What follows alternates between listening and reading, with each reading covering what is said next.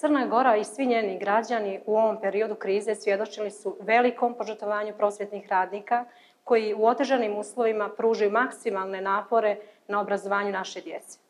Ogromna zahvalnost i veliko priznanje koje ćemo im uputiti neće značiti puno ukoliko kao društvo u periodu pred nama ne budemo učinili sve da značajno poboljšamo status i standard naših prosvjetara.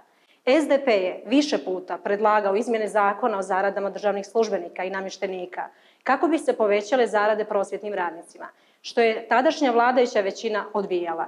Fond bruto zarada u posljednje 3 godine uvećan je za 50 miliona eura, a prosvjetnim radnicima nijesu uvećane zarade.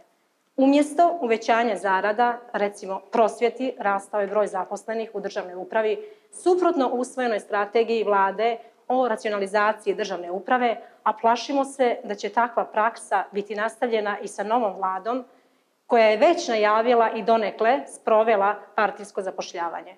Nedopustivo je da ljudi koji obrazuju i vaspitavaju djecu i oni koji liječe, a koji u svakom društvu uživaju poseban ugled, u Crnoj Gori imaju primanja često ispod državnog prosjeka.